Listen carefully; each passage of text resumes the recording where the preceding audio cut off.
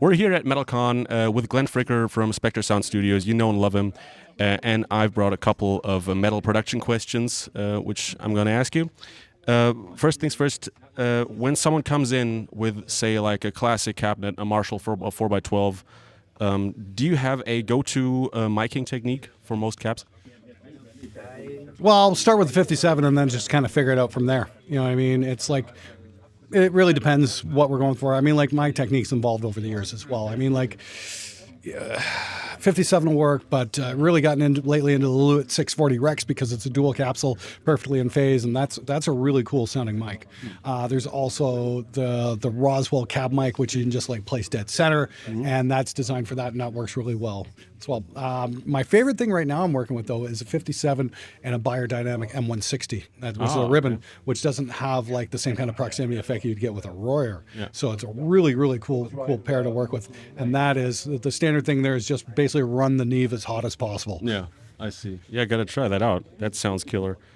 Okay, next one is kind of a difficult one. Between the amp, the cabinet, the guitar, and the microphones, what do you think is the key thing to get a good recording? Like, what should you cheap out on the least? Speakers, Speakers. without a doubt. Here's the thing. And this is one thing too manufacturers really hate to bring up, but the thing is everybody's still running off the same schematic from like a 1940s tube catalog from RCA. Every single tube guitar amp is based off that same design. Leo Fender, it's a public domain design as well. Leo Fender took it and did the Fender Bassman. Jim Marshall took that Fender and said, oh, I can tweak that to work on English tubes. And it's just evolved from there. And basically everybody's running the same power section or at least variations of it. And then you're basically getting a different preamp with the amp. So that's your big variations from amp to amp to amp. The guitar is actually about 5% of the sound, and it's about 80% speaker, honestly. And guitar players will deny that. No matter how much evidence you provide them with, they will just ignore it completely and say, I can't hear you. That's because guitar players are fucking stupid. I'm sure we're going to get a couple comments when it comes to that. Opinions are one thing. Frequency response graphs are something very different. Alrighty. Can you name 3 essential plugins for mixing metal that you would recommend to someone starting out? Sure. First and foremost, Ozone. That's a mastering plugin. It fucking basically you can plug in your favorite mixes and grab the EQ curve off it, and it'll apply that to what you do. If you want to get something out the door quickly that sounds good, Ozone. It's really hard to get bad results with. Let me see what else. Plugins, huh? Shit. Stopped using a lot of plugins, so there we go. Yeah, I don't know. The EQ is built into Reaper. Actually, if you're a Reaper user, there's a plugin called Reek, R-E-E-Q, and that's free, and it basically does exactly what the Fab Filter EQ does, except this one's free, and it's really cool too. So that would be number 2, and then number 3.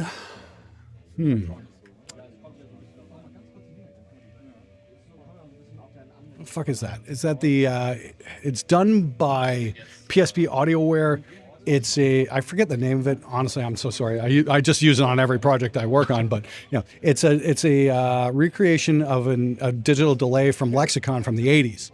And if you run it with your guitars, and if you run it at 0 delay and then 100% regen, it gives you this weird phase thing. If you push it up, it makes your guitars jump out of the mix a little bit better. That's an Andy Walls thing they figured out on Seasons in the Abyss.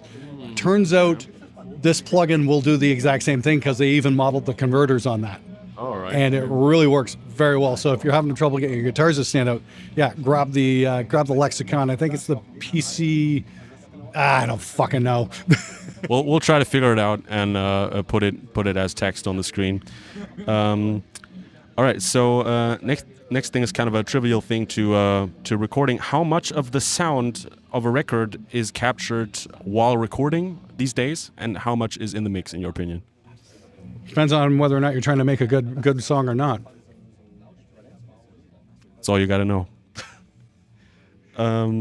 Yeah. If that's the thing, if you want your band to sound like AI, then get everything in the mix. Yeah.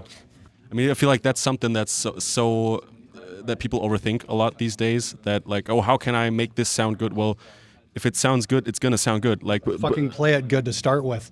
Exactly. Okay.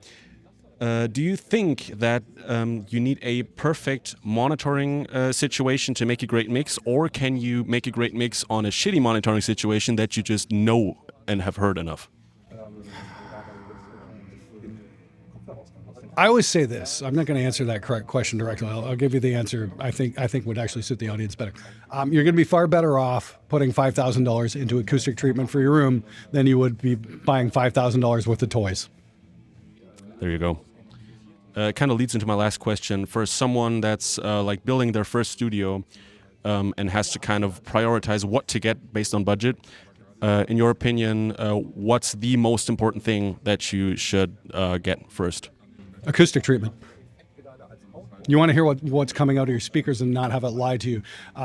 This is a lesson hard learned on my end, and that is spend your money on acoustic treatment first. I know it's tempting to get all the shiny stuff that lights up and stuff, but the acoustic treatment's really going to make your life a whole lot easier. And it's going to save you endless hours in the post-process trying to fix things that you should have been able to hear during your tracking phase. So. Alrighty. So thank you for your time, Glenn. You're very welcome. Awesome. There you guys go.